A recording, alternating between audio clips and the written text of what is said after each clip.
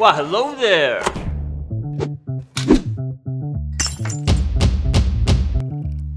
It's just me and the world's best tasting vodka. Guys, what's happening? Another episode of Off Byron Scott for three! With your boy Byron Time Scott. out, Boston Celtics. This place is going crazy. If you don't know who that is, that's my Jack boy Nicholson Jamie just Foxx. spilled his cocaine onto the floor. He's so excited. And you can tell we're gonna have a real good time today. But this one, Come on, man. Thank you so Listen, much, man. Listen, I can't tell you how excited I am to be here. Do your interview. I mean, Man, I do the intro. I'm we sorry. Just go, like I say, we don't even do B, it. but I'm here, B. Scott. It's like it's a conversation, Jay. you gotta understand. Have a good time. You gotta understand, like, legend. You gotta understand when basketball was basketball.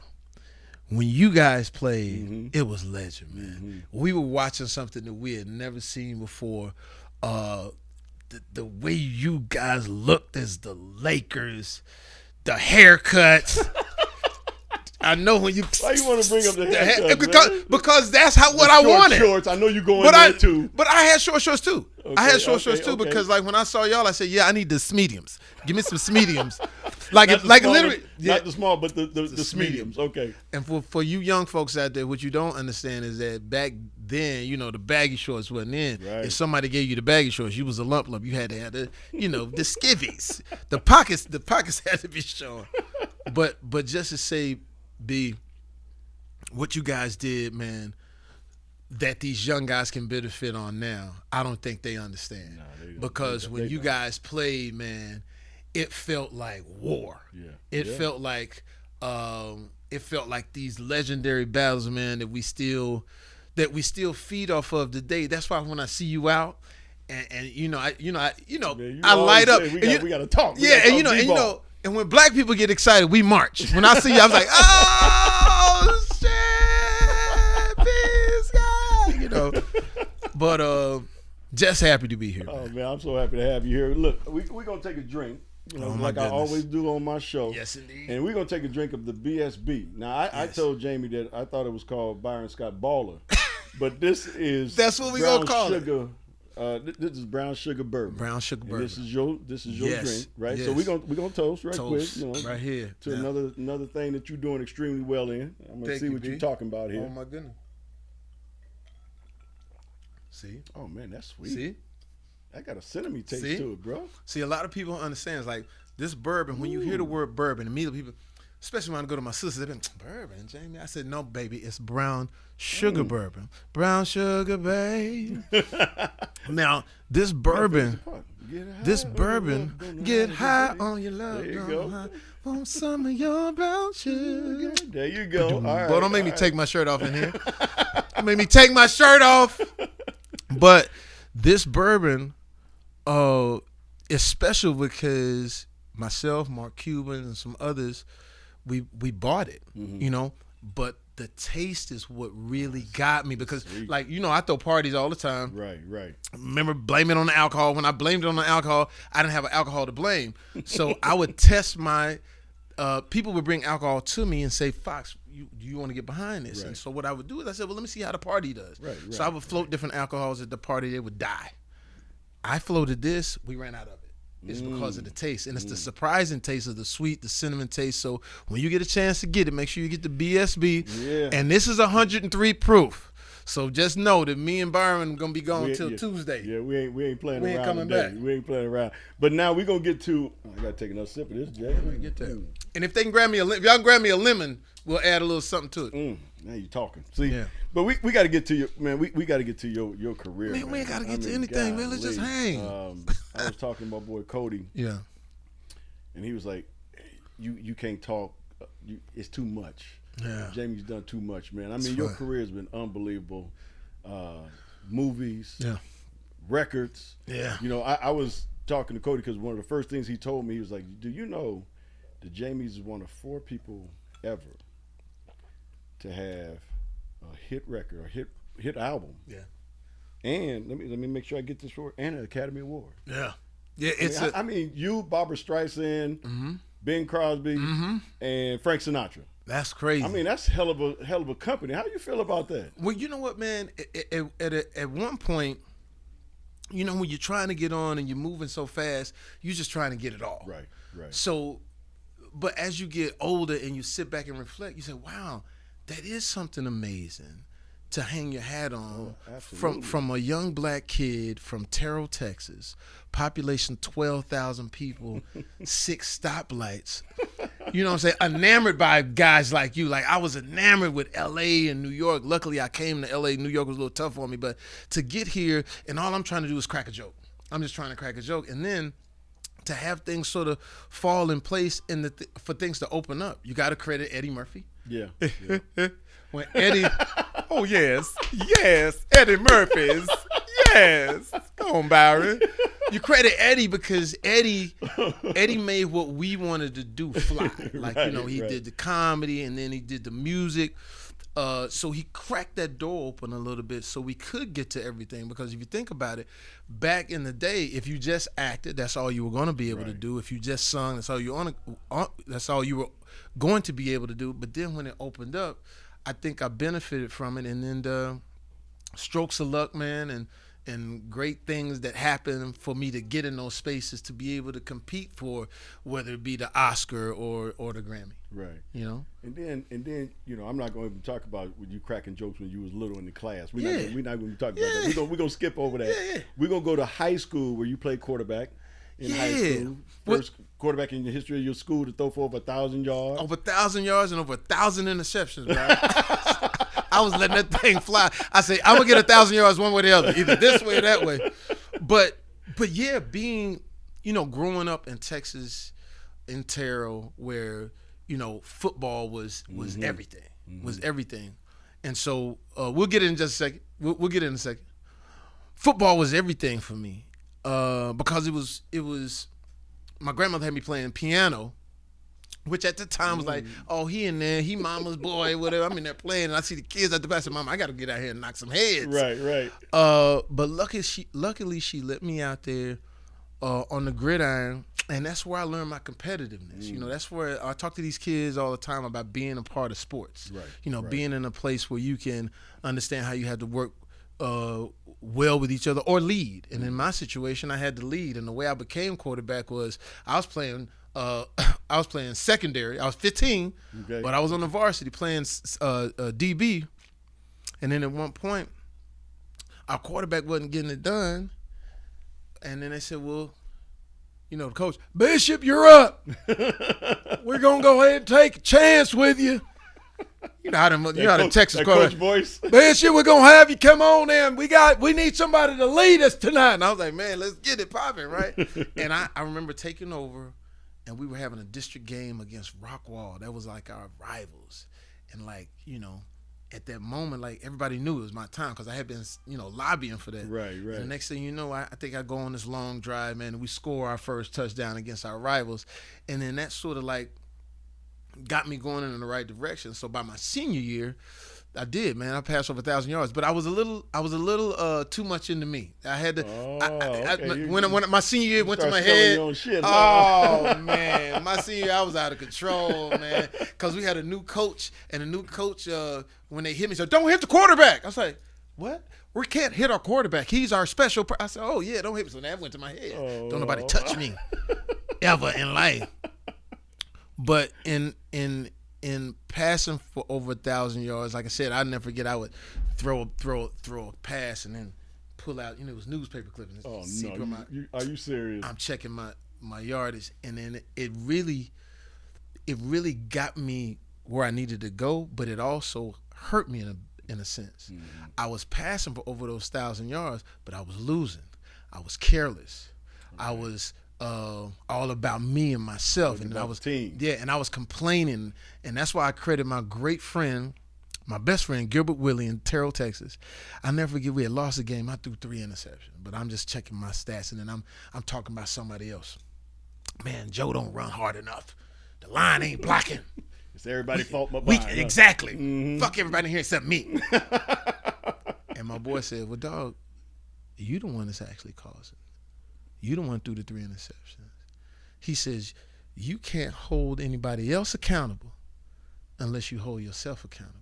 Right. And when you hold yourself accountable and you lead in a way of not with your mouth, but with your actions and being successful in what God has given you as talent, then we can have these conversations. Right. And I keep that with me. And I tell people all the time, certain things in life change your trajectory of who you are. Mm-hmm. And hearing that conversation from him all those many years ago, and we still best friends now. And I always bring that up. I said, man, had it not been for that type of advice, Right. there wouldn't have been no Oscar, no Grammy, no career, like, you know what I'm saying? Right. And I know we've all, Yeah, I'm sure we've all absolutely. had that. Yeah. Absolutely.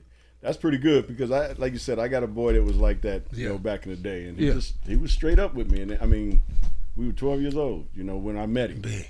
And I'm Inglewood. 48 years later, that's my boy. Yeah. You know what I'm saying? So I understand exactly what you say. He was the one person that was honest with me. Yeah. You know, about my game, about everything else I was doing. He was like, man, you can't do that. Wow. And I was like, what you talking about, man? Yeah. Shit, I'm Byron Scott. Don't you talking about? Yeah. I'm at Morningside High School. I'm doing this. Ooh. Can't do that, B. Can't do it, And huh? I was like, wow. You know, was the only one. So I understand exactly what you're saying. Yeah, because it's like, you know, with that talent that you have, that talent can either go here and be successful, or it could just be thrown away. Because like I was like, man, I just thought, you know, Terrell and everything was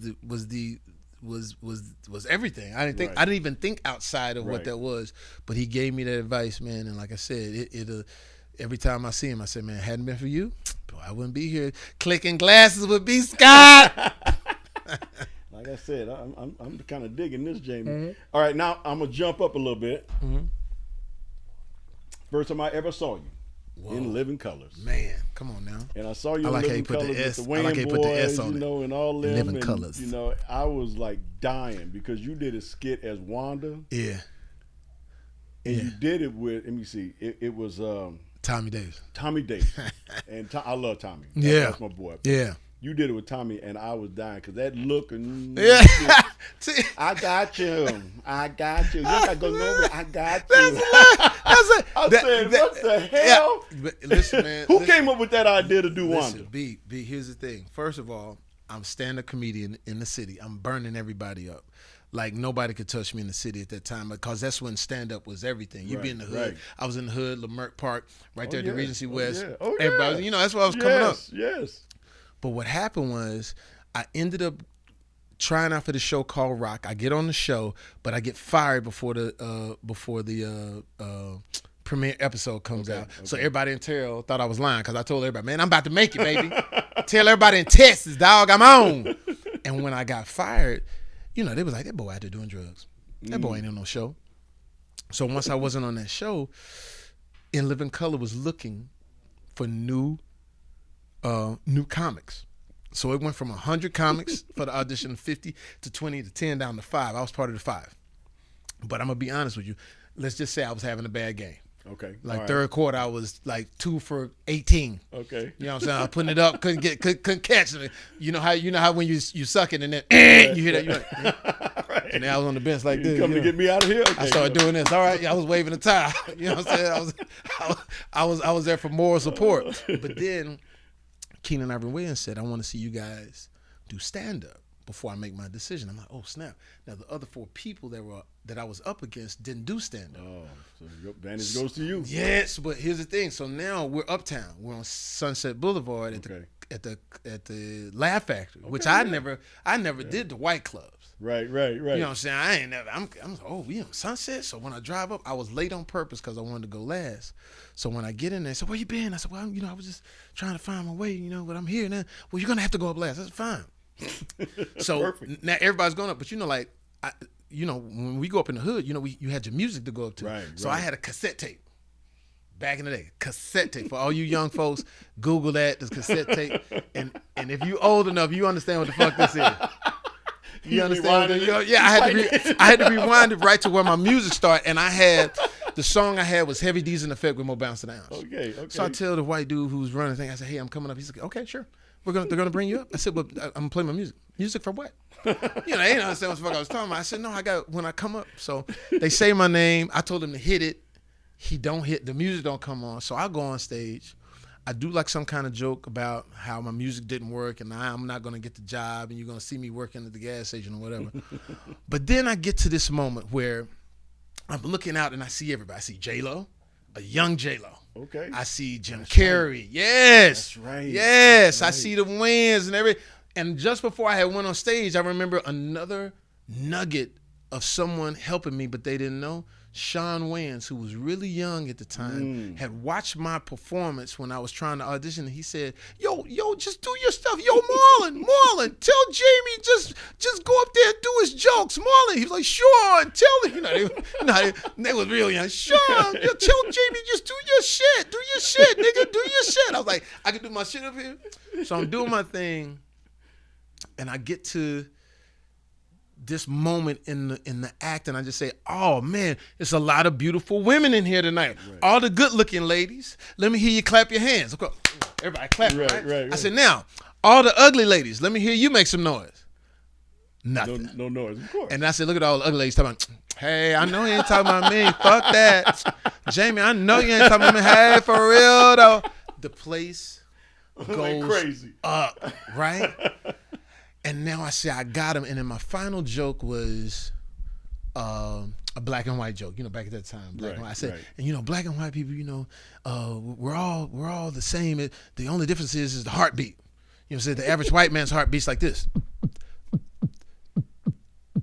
right? Okay. While the average black man's heart beats like this. I said, ladies, that's why you got an option. Would you rather make love to somebody like this? Or would you rather make love to somebody like this? The place goes up, and I end up getting. Boy, you stupid. I end up having a great set, but I'm not thinking anything's gonna transpire. Right. So that night I go down to this other club where we were doing West Coast Apollo. Me and my boys, we were hosting, and people like Young Brandy and Immature were all like competing and stuff like that. And then a few days later, I went out on a date with this girl, and it's a day date. She comes over during the day, and we hanging, and she's like, I don't have no place to stay. And I said, yeah, I just tried out for the show, whatever. Let's go get something to eat, whatever. And I come back home on a landline. I get the phone call. And my agent says, yo, you about to be on The Living Color. Right then I said, what? Hung up. I told the girl, look, you got a place to stay. You stay with me. And then I changed where I was going to eat. I was going to go to Kentucky Fried Chicken because I didn't have the money. But I said, I'm about to get a check. Let's go to Intermezzo on Melrose. Let's get the chicken marsala. Shit, I ain't fucking around up in here. We straight out of made it. Man, what? And then got fat. I got that fame face. You got that fame face. Yeah. When you ain't making it, you hella skinny. I started eating it. I started getting this shit. I was like, man, I ain't never stopping. Boy, you stupid, boy, I swear. Okay, so you go from Living Colors. Yeah. And you get your first real, I guess, big break when you do Any Given Sunday. Yeah. Yeah. And you play your position. You play quarterback, And you in there with Al Pacino. Yes. Yes. And I think you fight with your fingernails.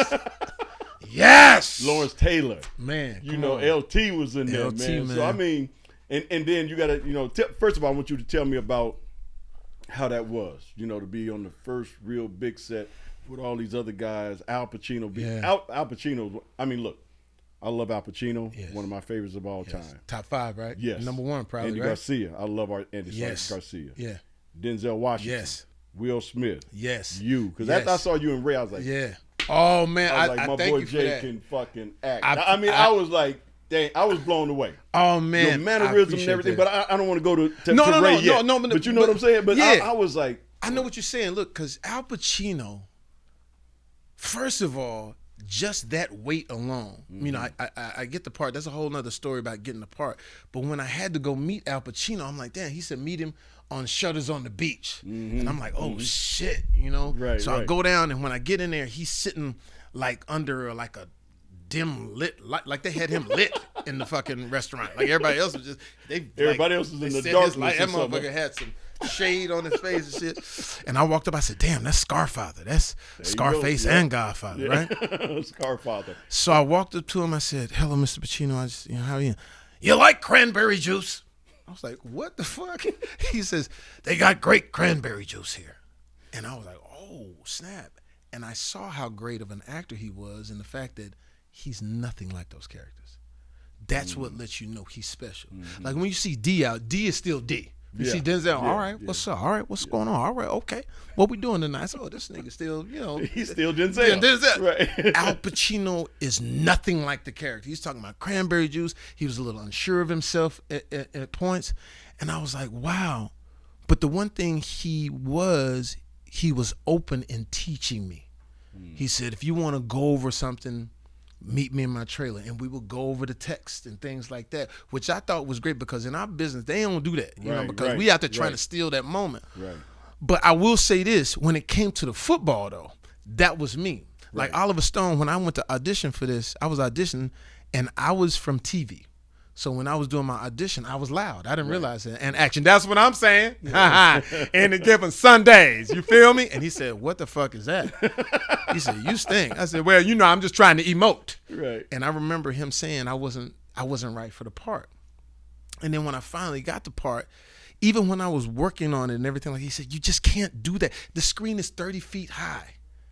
So that loud talking, you're gonna blow people. I can't have Warner Brothers. I can't say I'm picking a guy from television for this movie. So what I did was I went back to Terrell in my mind. I put on a football helmet.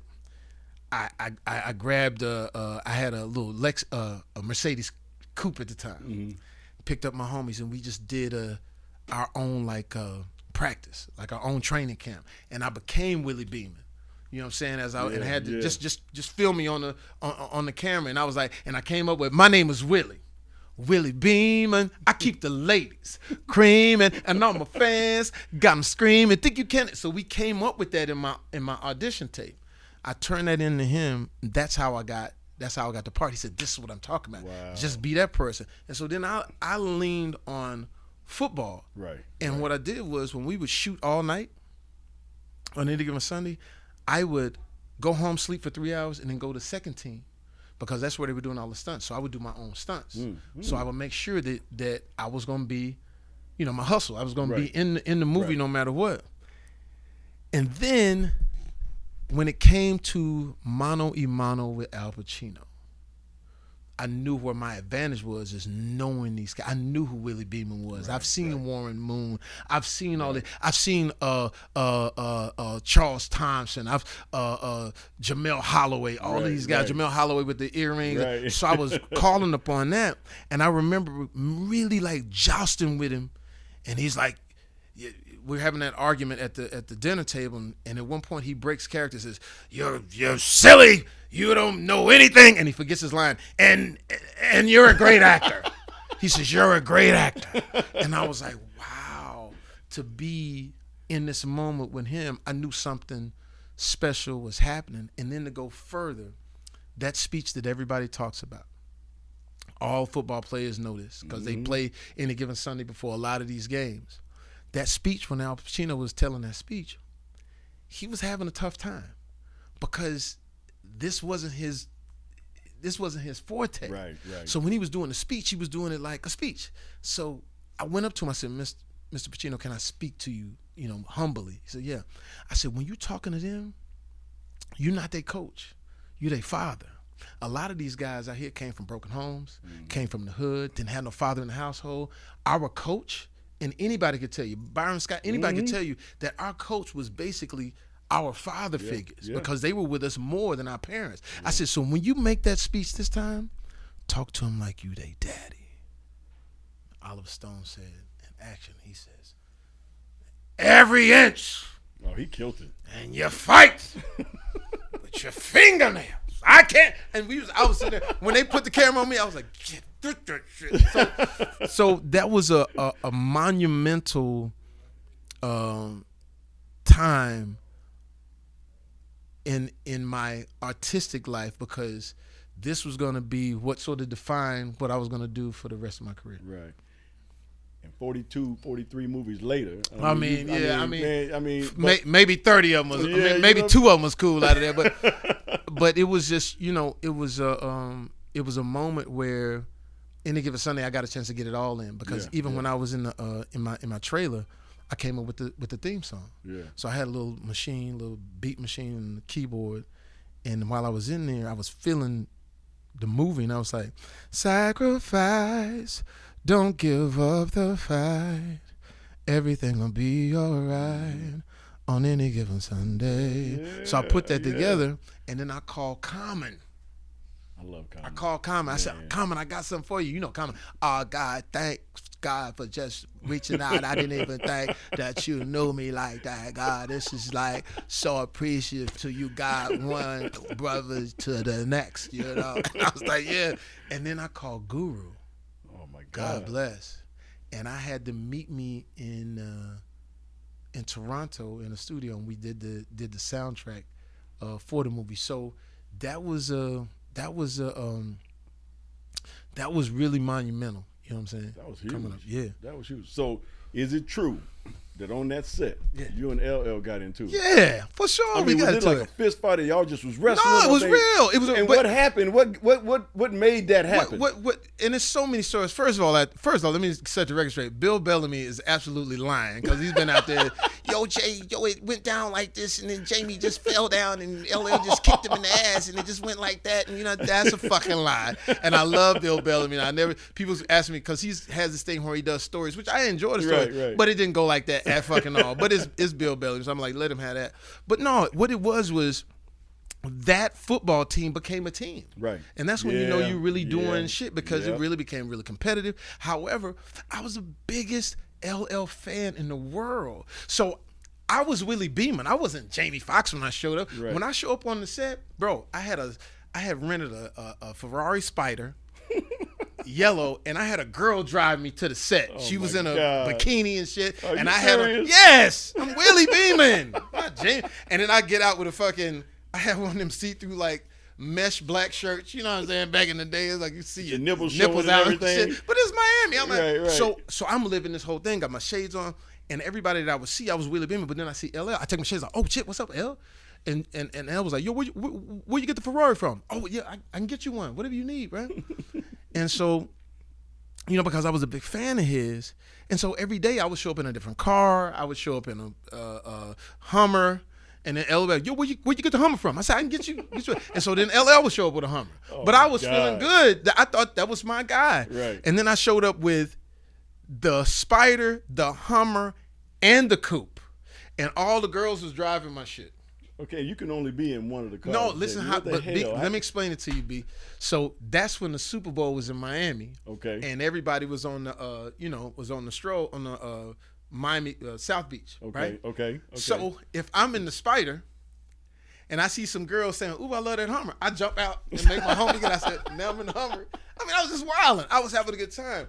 But when it came to LL, he didn't realize how big of a fan I was of his. Oh, okay. Like I had no animosity. I was his biggest fan. Matter of fact, he don't even know this, but when he performed at the House of Blues one time, I was there, and he actually took his jacket off and threw it in the audience. I caught the motherfucker. That's how big a fan. I caught it, and it was me and another dude and a girl in between. We trying to get this motherfucking leather jacket, and the girl started crying. So we let her have it. I was like, fuck, I really want to take that shit. But I was his big fan, and then it got to where we were all competitive on the set. There was a discrepancy on how the scene should go, because he was hitting me in the scene, like slapping me on the head. And I said, "Motherfucker, you too big to be slapping me like that." and I'm the quarterback. It would never happen. Right. So we got into it, and it got crazy. Like it was really like motherfuckers was really falling and screaming and pushing and screaming and cussing and all of that shit. But now.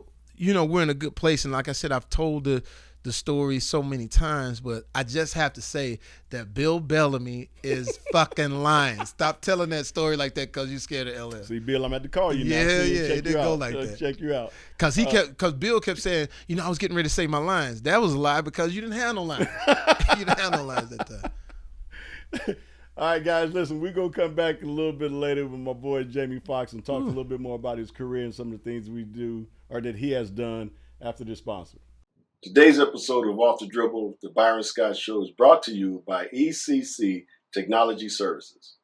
If you're in the market for a color digital copier, phone system, or any other device that's connected to your network, ECC Technology can help. They can service your existing equipment or help you upgrade into the latest technology to make your office more productive. I have used their services for the past 10 years, and their service is second to none. Contact ECC Technology Services and tell them Byron Scott sent you. Go to ecctechnologyservice.com today. Big Willie. We're coming back on Off the Dribble. This is Off the Dribble with your boy B. Scott. Blocked by Byron Scott. He can jump out of the gym. They needed that defensive possession so badly right now. We've been laughing the whole time we went to break, guys. But boy, where you get them hops from, bro? Man, my dad. You know my dad was 6'6", played college ball. Wow. Played at the University of Utah. Played at Weber State when it was a junior college. Mm-hmm. Then went to University of Utah. Yeah. All-American his junior year. Wow. Got into a car accident. He's going into his senior year. They wanted to amputate his leg. He told them no. Oh, man. He played his senior year basically on one leg. Wow. Now, before his senior year, he played in a All-Star game. Yeah. Against Jerry West. My God. Lenny Wilkins. Come on all now. these guys. And Come was, on now. and Google them, youngins. Yeah, Google them with your young asses. So my dad told me, he said, yeah, I played against Jerry West in this All-Star game. Logo. And Lenny Wilkins and all these guys. I said, really? I said, how'd you do? He said, I had 30. He said, ask Jerry West about me. Ooh, So, ask the logo. Yeah, so I go to the logo, and that's exactly what I said, logo. My dad said he played against you in an All-Star game. He said, what's your dad's name? I said, Alan Holmes. Ooh. He said, yeah, I remember him. I played against him. He said, he was good. He was really good. He said, matter of fact, he had like 30-something in that All-Star game.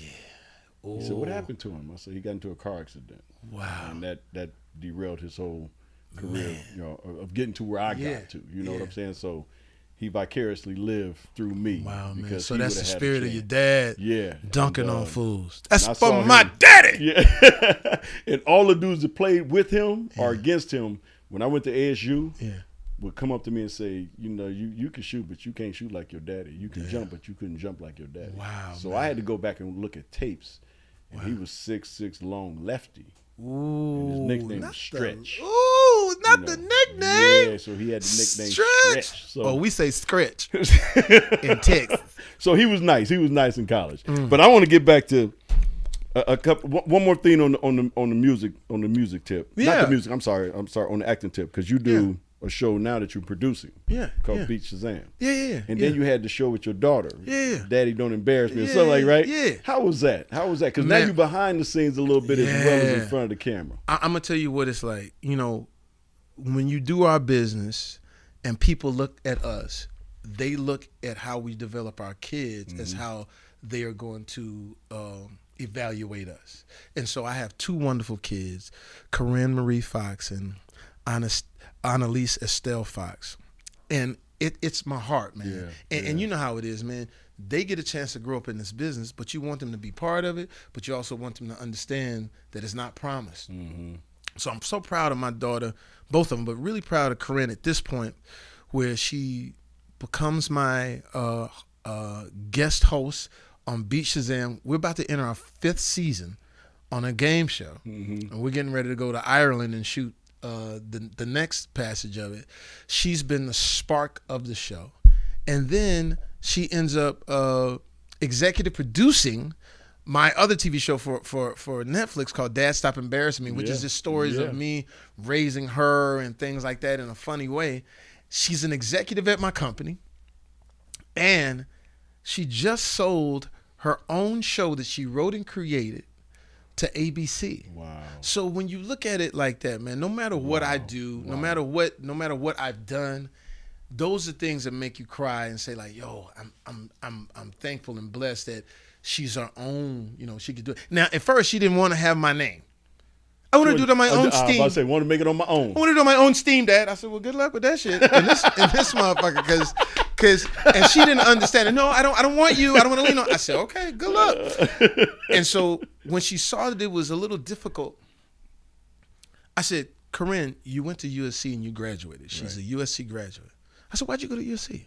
So when I go to jobs, I can tell people I went to USC. I said, well, I'm your USC. In this business, you're going to call upon me to get you in the position for you to do the work, not to do the work for you. Just get you in the door. I said, because there's no rules in our business. Right. But the one thing I can tell you, family got to lean on family. And if you don't have what it takes, they're going to let you know. Even more resoundingly, because you are my daughter. And so once she understood that, she's like, nah, I picked it up. And so being able to watch her, do her thing, man, and watching her, grow and just raising the daughter. Raising the daughter, which is hard. Oh man, I remember she had the boyfriend, right? She don't even know I had already done the background check on him, and she bring him to the house for the first time. Luckily, Snoop was there. Oh my God! So Snoop is at the house, and I'm Snoop, and there's weed everywhere. I said, Snoop, that motherfucker is right there. Shake him up, and Snoop literally crip walked to the motherfucker. He said, hey, what's up, cuz? Hey, look here, that's my niece, understand? Don't fuck around. And it was she was like this. I was like, yeah, and the dude handled it good. Right. But she was like, why, Dad? I said, because the reason why is because I want these guys to understand that somebody love you.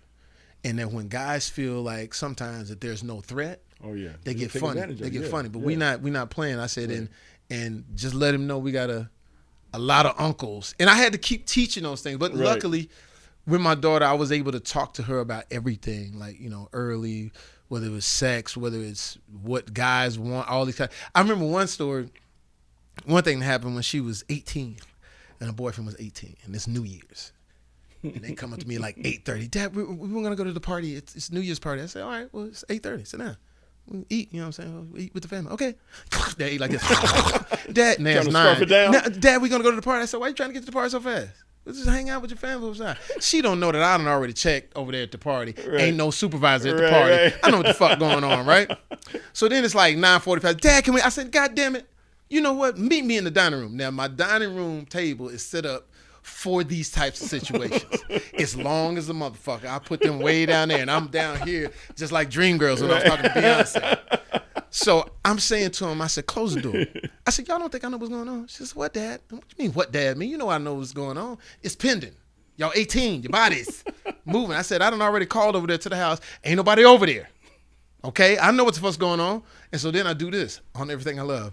I said, and I'm going to speak to your boyfriend right now. Dad, what? I said, hold on. I look at the boy. I said, listen, don't fuck my daughter. Just like that. She's like, Dad, what? I said, shut up. Did you hear what I said to your boy? Don't fuck my daughter. And she's like, Dad, please. I said, shut up. You understand what I'm saying to you, boy? And he's like, sir. I said, no, don't fuck my daughter. And then as I got him like this, I said, now that I have your attention, let me speak to you. And I do what I call new dad. Mm-hmm. I've talked to you like the father. Now let me talk to you like the homie. I know tonight is pending. When I was 16 and had my birthday, I started moving. As soon as they started saying happy birthday, my hips were moving because it was time. So I know that's happening. At this party, if you're going to drink, pour your own drink. Drink moderately. Don't do any drugs. Mm-hmm. If you're going to do some drugs, come to your daddy. I got the best shit. I got some better shit for you anyway. I got the better shit. And Snoop is your uncle, so don't fuck around. And then when it comes to these matters of what you're feeling right now with each other, if you're going to do something, protect yourself, wear a condom. And my daughter was like, no. I said, no. I've been talking to you about this since you were a kid, since you were 11, 12, 13, about protecting yourself. So I'm telling you, protect yourself. But I'm not telling you to do something like that. Right. What I'm saying is if you do, protect. But here's the other thing. And when it comes to that, make sure that this is a decision that you can live with for the rest of your life because it's going to shape what your future is. Mm-hmm. And so the last thing is, in between 11:30 and 2 o'clock, don't fuck up because it's New Year's and we're going to be partying this motherfucker. I'm going to have my phone off, right? And so that it just feels good that I'm able to have that type of relationship. And to see her be successful and literally be too busy for her dad. I called her before I was on here. I'm on my way. Dad, I can't right now. I'm busy. I got to. All right. So it was cool. No, it's great that you are so, happy for her and excited and proud to see what she's turned out to be. Yeah. She's a beautiful girl too, man. Thanks, man. So, I remember my only daughter when she had boys come over the same way. I had my boys over at the house. They grabbed him, threw his ass against the wall, and patting him down and everything. It's like, yeah, what you think about homie? You know, I'm trying to be the nice one. I'm like, look, son, just check it out. Yeah. She got to be home at this time. Yeah. If she ain't on home at this time, come in this room. I'm gonna show you something. I had a bunch of guns. I said, if she ain't home at this time, them and me are gonna go out looking for you. Wow. And you don't want. And I was nice and quiet. You know, and you don't want either. That's even scarier. Yeah, you know. And he was like, I was like, so y'all have a good time. Oh man. But my boys was like grabbing him, throwing him against the wall, patting him down. patting Yeah, him down, little homie, you got some money on you. You got what you planning on doing with my little niece? You know. And he was like, nothing. You know? It was just like bad. So boy. I understand, you know, where you're coming from when it goes to your daughters, man. Got to, man. I want to talk about your other career, man. That's been off the chain for so many of the music part of it, brother. Because I know every time I saw you do your stand up, you had your piano out there, and you bring the piano out, and you singing and everything. You got the girls in the audience going crazy. And shit. Number one, are we gonna get another Jamie Foxx album? Yeah, we're gonna do some more. We're gonna do some music. Yeah. Okay. And which one do you love the best or the most between the acting and the music, man? You're so talented. Which one is your favorite? I'll tell you something. My grandmother made me learn classical piano when I was a kid, you know, and I didn't understand why. Granny, she said, it's going to take you on the other side of the tracks. I said, for the white people, no, silly. Metaphoric all over the world. So I ended up going to school on a classical piano scholarship. So in honor of my grandmother, music has always been something that I hold a little more dear to me. But I wasn't in it. I mean, think about it. I'm on In Living Color, and I'm dressed as Wanda. One particular day, and Teddy Riley is there, and I'm working on music, but Teddy Riley is there, you know, at his height, and I'm like, damn, I got to get Teddy, you know, my music so he could evaluate my music. So he's getting ready to leave. I'm like, oh shit! So I run, get my cassette tape. I'm gonna give y'all this again, and I'm running to try to catch Teddy in the hallway, but I still got the dress on and shit. So you still Wanda? Yeah, I'm still Wanda, titties and shit, and size 28 pumps or whatever the fuck I had on. So I'm running towards him. And I said, Teddy! And he turns and sees me. And he don't even know, because I just got on the show. Right. He don't even know who the fuck I am. Right. I said, Teddy, I got my tape, man. I do music. He said, impossible. Get the fuck out of here, man. He thought it was a joke. Right. And I was like, I was crushed by that. But I was like, how do I get into music? So what I started doing was, I was always known for throwing parties. Mm-hmm. And so I started throwing parties and inviting musical people at my crib and put a little studio in the back so that I could get, you know, music from them. And I remember one particular party, I used to follow Puffy when he was, you know, Puffy. Oh my God. Like we couldn't get in our own clubs in LA when Puff would come, you know what I'm saying?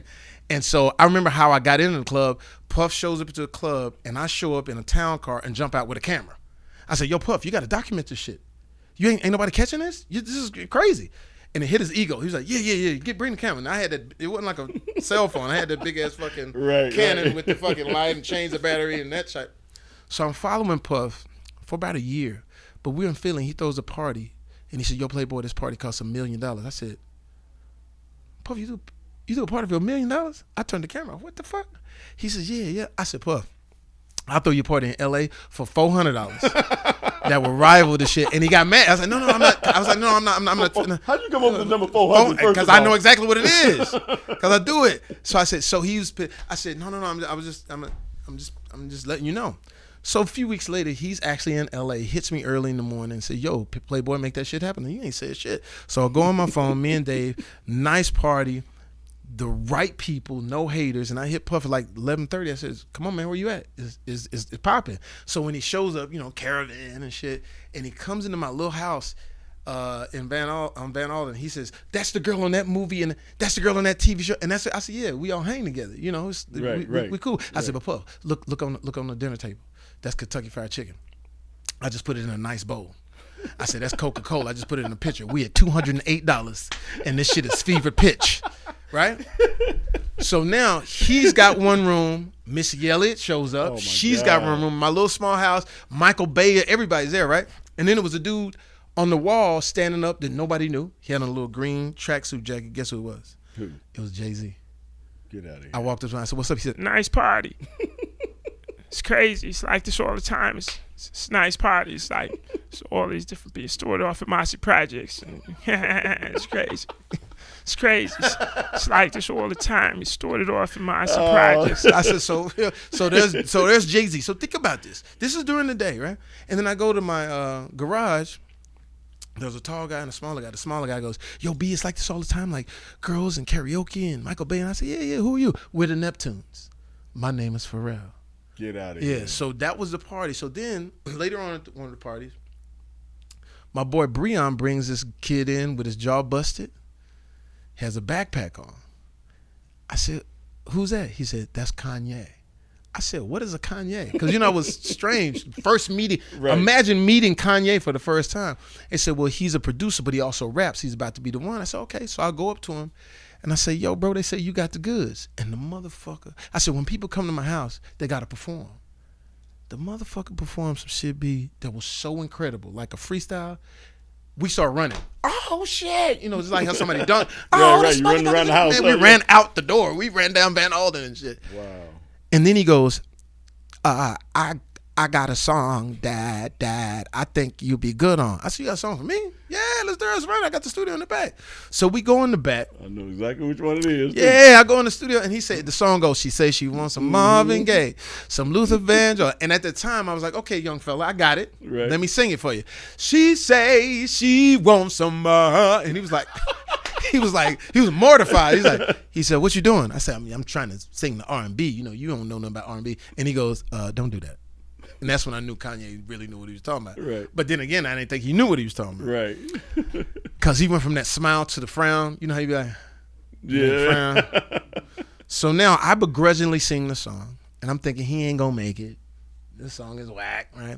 So I leave and go do a bad movie for for 12 weeks. I went and did a bad movie. Yeah. I came back, and when I came back, my boy Breon said, remember that song you said when shit? I said, yeah. It's #1 in the country. And that's how the music was birthed. So it came out of something organic. It was a hit song with me, Kanye, and Twista. Mm-hmm. And so that opened the door for me to then further go on and, do other things. Well, you had a bunch of collaborations with a bunch of artists. Yeah. Which ones are your favorite? Oh, Snoop, man. Snoop. The reason Snoop is because me and Snoop actually know each other. Mm. Like I've known Snoop since he was Calvin Brodus in Long Beach. Back when we would go into VIP Records right there on off Atlantic Boulevard, and you go in, there was a record store. Yeah. But it was only like 4 records in there. I don't know how they was making money. Record store. But it's a front. Yeah. But in the back. It was a guy with an SP-1200 drum machine and all these guys rapping. And I looked up and saw this young, even skinnier than what he is now, dude. And we became friends since then. We've been friends for 20 plus years. And so whenever we get together, we actually did a record and didn't even know we did a record. It was Christmas Eve. Somebody buzzes my gate and I look out and this is young days. And I look out and I see a Porsche and a dude with a blue Santa Claus hat and lights going around. I said, what the fuck is it? Hey, what's up, cuz? It's Snoop. Oh, God. So he has 2 bottles of champagne and a gallon of orange juice, and we just started drinking, having a good time. And then he had a dude come over, and he was just rolling. He just rolled. That's all he did. He didn't even talk. No, he just rolling the joints. Man, rolling the joints. You know how they stack logs? Right. He looked like a log cabin. You just stacking joints? A log cabin of fucking death. Because that shit he smokes was... So... We started smoking in the studio. I said, oh, fuck. I had to literally start faking the shit. It was too much. And so about 2 or 3 o'clock in the morning, we went and played basketball after that. When we were outside playing basketball, I said, what kind of lungs does this motherfucker have? And then we went back, and when we went in the studio, I remember doing a song. But then after it was over, I had to air the studio out. Days go by. I forgot. Right. So weeks go by, and I check my hard drives and found out that me and Snoop had did a song. I said, yo, motherfucker, we did a song. He said, really send that shit, and he ended up putting it on his album. So he's the person that I could call on anytime for anything. We just did a movie together called Day Shift, where he plays an incredible character where it's a vampire flick where I hunt vampires, and we take teeth for like money. It's sort of like I work in the vampire union, right? And he's one of the big guys in the union. His name is Big John. And he kills it, so it's like, in other words, there's the music of it, and then it goes beyond, the music. Man, so I want to just talk a little bit about Unpredictable. Yeah. Your album Unpredictable, because you had so many hits on that song. Yeah, man. And you had so many other guys that you was with on there as well. Yeah. To this day, is that still like one of your proudest moments when you talk about the music part of it that you put out? Yeah, because me and Breon, who shout out to Breon Prescott, who we've literally fought in clubs together. Like, I've heard. You know, Breon. I know you and Breon. I remember Breon. Y'all got a love-hate. We got a love-hate relationship. That's my little brother. But we will fuck around and fight for nothing. I remember. Didn't he bite you last time? Y'all bit was fighting? me. Y'all crazy. We was fighting at the Usher concert, bro. Usher's up there, you know. Type of brother, you know, moonwalking and shit, and looks at that because we're at the House of Blues, so it's, you know, we right there. Me and Breon fucking, and Usher's like, you know, they got the fucking type of brother, whatever the fuck. So we've always had this love-hate relationship, but it's because we're passionate about what we do. Right. But when we did Unpredictable, man, that was two great entities coming together. Breon picked them records. Breon picked the song Unpredictable. He picked Slow Jams. Breon made the Gold Digger record happen. Like when we did Ray and we finished that, and then Kanye was working on Gold Digger. Right. Breon called me 3 o'clock in the morning. Get your ass down to the studio right now. Kanye got a missile. So I go down. So what's up, Breon? He said, listen, Kanye got a missile, but follow my lead when we go in here. So we go in there and we hear Gold Digger being made. I ain't saying she a gold digger. But I ain't messing with thunk. I'm like, oh, this shit's made. Breon turned it off. Imagine everybody partying in the session. Breon said, man, fuck that shit. It's whack. And I'm like, Breon, what you doing? He says, whack unless you put Fox on it. I'm like, what the fuck? So he takes over the studio session. Fox, get in the booth. So we take over. So about an hour and a half. We were in there for like 2 hours early in the morning.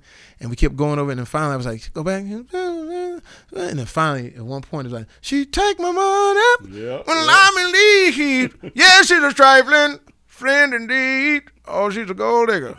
Way over town that digs on. And the rest was history. Yeah. And so that leads us up to Unpredictable, which was the musical arm of it. So the songs like DJ Played Me a Love Song, you know, Sean Garrett, who, you know, wrote all these incredible records for Usher and Beyonce.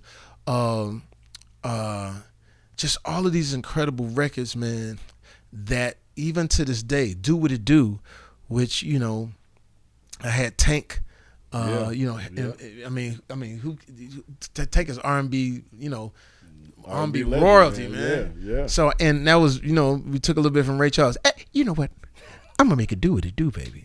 So we was taking all of these great things, and I think that's what has to happen with an album. You got to live a little bit. You got to have things that you go through, and have people that swell of where everything is going the right way. Really yearns good music. All right, I got to ask this because we talked about it earlier, but we didn't get to it. Yeah. Ray, the movie. I was like, okay, I've been a big Jamie Foxx fan since Wanda in Living Colors.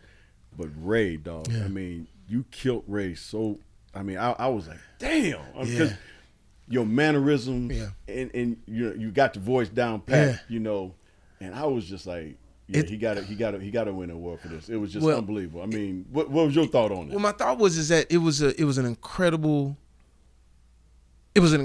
job to take on, but there's a lot of work when it comes to. But what it was like, I had to meet Ray Charles. Like Taylor Hackford said, you got to meet Ray Charles. And when I met him, the older Ray Charles, he's coming down this hallway at his studio, and I said, Mr. Charles, I'm just trying to do the, you know, I'm stuttering the best I can to play you. He said, hey, can you play the blues, man? I said, excuse me? Can you play the blues? That's all you need, man. If you could play the blues, man, you could do anything. Let's play the blues. And we started playing the blues. Me and him on dual pianos. And then he moved into Thelonious Monk, which anybody would tell you, that's like a landmine of, you know, and I hit a wrong note. And he goes, hey, now why the hell would you do that? I said, I was just trying to keep up. Don't hit the wrong note. He said, that's what life is. Another little kernel. He says, life is taking your time to hit the right notes. So I played, hit the right notes, finished. He gets up, kids got it, and he walked out. Now the problem is that Ray was older. So I didn't want to play the old Ray. Right. I needed to find the young Ray. Right. So I went to Quincy Jones's house. I go in and Quincy, Mr. Jones, I'm doing a movie about your best friend Ray Charles. Yeah, shit, man, come on in, man. You know, Ray Charles was a son of a bitch, man. You know, he taught me everything in music, Jamie. You know, look over there on the wall, man. That's 54 million records, man, with Michael Jackson. You know Michael, don't you? You know, I always ask you shit like this. Of course I know Mike. You know Usher? You know Usher, Jamie? Yeah, we did 30 million with Usher as well, man. But Ray Charles, he was incredible, man, when it came to music, man. I said, well, Mr. Jones, I'm just trying to find a young him. So Quincy went and got, what? A cassette tape. And brings it to me and says, maybe you could find something on here that gives you the young Ray. So now I got to find a place that has a cassette player. I went and rented a car from some place, a rent-a-car place, popped the cassette in, and in the cassette you hear, hi, this is Dinah Shore with the Dinah Shore Show with two very wonderful musicians, Mr. Kenny Rogers and Mr. Ray Charles. And you hear in the background, Ray, hey, you know what, Dinah, I'm just so happy to be here. I didn't know you knew my music. I mean, this is so grand. And so you hear the young Ray, like, handling his business. And then at one point, Dinah Shore asked him about the drugs because he was talking about the drugs openly about his problem. Mm-hmm. She says, talk about the drugs, Ray. Well, you know, and he started to stutter. Mm-hmm. So I grabbed that. I said, that's the DNA. Yeah. When he is confronted with responsibility and he's fucked up, I'm going to make him stutter. When he's doing his music, he's, hey, y'all, tell everybody, Ray Charles in town. I mean, you know, he's going to really break it down. Right. And so that's how, you know, we got to him. And the song that I just sung that wasn't in the movie, that's how we got the money for the movie. Because owns the Staples Center. Why am I blanking on his name? I'm drawing a blank as well. We'll get I know what you're talking about. About though. Anyway, he's funding the Ray Charles movie. But he wants it to have a redemptive quality because he didn't like the drugs and things like that. So he gave us half of the money to get it started. Mm. So now we got to sell the production. So he flies down to New Orleans to see where his money's going. We recreate the Sanger Theater in 1967 with a 30-piece orchestra and me as Ray. And we do Let the Good Times Roll, which is not in the movie, but it was just for him. So when he walks in, they say, hit it. And I said, hey, yo, tell everybody, Ray Charles in town. Got $1.25, and I'm just ran the clown. Don't let nobody play me cheap. I got 50 cents more than I plan to keep. Now let the good times roll. The band. Bam, bam, and oh, babe. I mean, we are blowing the walls off of this place. And then once that was over, I get up off of the Phil Anschutz. Yes. I get up off of the piano, blind, and they walk me over to Phil Anschutz. And I say, hey, you know what, man? Somebody told me that the money bags was in here, man. Hey, you know, we just need a little more coin, baby, to finish the movie. So he gives us the rest of the coin to finish the movie. We finish it, and once we finish the movie, it has no home because it was independent. Mm-hmm. Took it to some places, but we took it to Universal. A guy by the name of Ron Meyer buys it without seeing a frame because he and his wife used to sneak in to the Palladium to see Ray Charles perform, and that's the rest was history. Wow, that's unbelievable. I got two questions, Jamie. I got to ask you. One, you hosted the BET Awards. Yeah. 3 days after MJ. Yeah, tough. Passed away. I know that was tough. Just kind of tell us how tough was that for you? It's I know tough how much because you loved him as a performer as well.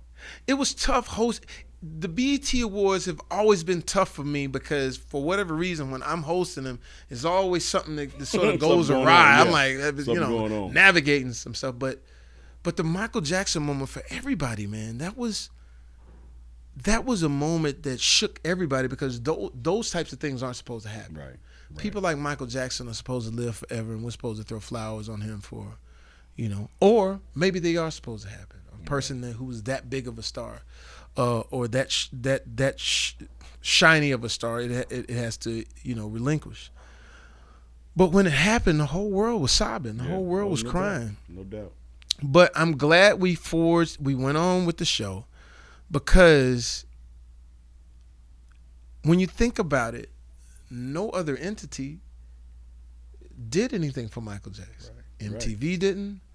They, you know, for Nobody whatever, else honored him. nobody else honored him. Yeah. So we sort of backed into it, and we did, you know, the best we could. I wanted to do jokes because I didn't want people to look back on it and it be mourning the whole time. So when you look back, it's funny. At that time, we were probably a little too fast for it, but I'm the comic that tells the joke for the future. I did the Caitlyn Jenner joke before anybody did the joke. I did the Miley Cyrus joke before anybody did the joke. Mm-hmm. So in this, I said, listen, I'll take the comedic arrows now, but I guarantee you that it will bloom later on. We won't look back and feel, you know, like we just mourn through. But it was a tough time. I remember all of the people that were writers like, what do we do? I said, we just forge ahead and just be funny, just be comics. Yeah. Look, we're gonna get killed. Right. I can tell you, there's not gonna be no matter what. No matter what. Yeah, it's no matter what. There's no way. And then it's the epitome of the show must go on. We had to do the show, but luckily some good things came, great things. The fact that Janet Jackson was able to come out and speak about her brother in a compassionate way that we were able to be quiet and listen to, and that's all you could hope for in that type of circumstance. Yeah. All right, my last one. Jay, if there's a story that you might have that you really haven't told a whole lot of people that could be funny, that could be serious, what would it be? Something that a whole lot of your fans, and I know most of your fans who love you the way I do and admire you, know pretty much damn near everything that you want us to know about you. But what is one thing that a lot of fans don't know about you that you want to kind of give them a little nugget? Oh, man, you know what? I guess it would be what football really meant to me. Because there's one story that I could tell, but I couldn't tell you who it was because it had to do with drugs. So I wouldn't be able to. I wouldn't be able to. You don't want to but it was because it was crazy because that person thought they were hanging out with somebody else because they was high. I could tell you the punchline though. Oh, I can't believe I'm hanging out with Rick Fox. I'm like, you high as fuck. I think that's the way I'll leave it like that. I'll tell that story one day. I'm going to do a show. I'm going to do a stand-up show and retire right after because I know I'm going to get canceled. I got so many fucking like real funny stories that I can't tell because now I'm this fucking actor. But man, I got some jokes and I'm going back out on stand-up. But we talk about it like this. Oh, yeah. But that punchline that, oh my God, she goes, oh my God, I can't believe I've been up all night with Rick Fox. And I'm like, yeah, put the coke away. But it you know, that's when Hollywood used to be Hollywood. Right. Now it's sort of this moral compass, you know, you got to clear inside the lines and all that kind of shit. But that is the punchline, and maybe one day I'll tell you what that story. Oh my God, bro, you cannot believe. It was like it was literally like what's the movie they did in Vegas? About Vegas? The guy, Zach Galifianakis. Is that the movie that's everything? It was the Hangover in LA. Because the way it went down, I'm pulling up at a certain hotel and my driver's pulling up and I guess this girl thinks it's her car. Uh-oh. So she jumps in the car. Pull off! She's already fucked up. Pull off! Let's hit the city. I'm like, fuck it. And she's the biggest star at the time. Oh, really? Yes, bro. The biggest. I'm not going to ask you what year this was, because then I'll figure it out. But she's huge. And I said, there's no fucking way she's in my fucking car. Let's just pull off. Fuck it. You know, it's that type of shit. You know, it's cross-eyed. You know when you famous, you can just do anything. Just do anything you won't say. Go the wrong direction in the fucking traffic. I'm fucking famous. I'm like, fuck it, whatever, right? So now it's a blur, bro. Like it's fucking. We're everywhere. We're at this part. We're at this house. Pull up in the canyon. You know, that's when the shit. You know, it's like you go up there and it's like Satan's having a party. Pull up. We're on the list. That type of shit, right? So we're just going from one fucking party to another. Yeah, sacrifice to like it was beyond a party. You know, it's that other level shit. That shit that you open that door like, oh shit. Oh yeah. You know. Yeah. So it goes all night, bro. And she's asking, do you party? And I'm like, yeah, fuck yeah. But she would give me the shit, and I just be like, I'm like, oh shit. I'm like, I ain't back on this shit because I don't really know. This moment is too big. Right. And then she just does her last little thing and goes, oh God, it's crazy. Can't believe I've been up all night with Rick Fox. And I said, yeah, make sure you remember that so it was Rick and not me. Fox, right? Yeah, come on. I said, Rick Fox is so beige. How can you possibly, beige is 6'7" with the whipped cream in the hair. How could you possibly? But it was a moment. Oh my God. Hey, guys, listen, we're going to end on that note. This is another Byron episode. Scott for 3 timeout San Antonio. Another episode of Off the Dribble with your boy Byron Scott. My main man, Jamie Foxx. Thank you, my brother, for gracing us with your presence. Anytime. Unbelievable actor, musician, producer. I mean, he does it all. Also start checking out because he's got some things that's going to be coming out. Yeah. Movies is coming out. He's going to have his music coming back out. So check out Jamie Foxx as well. Thank you guys again. We will see you next time. Yeah. That's fine. That's fine.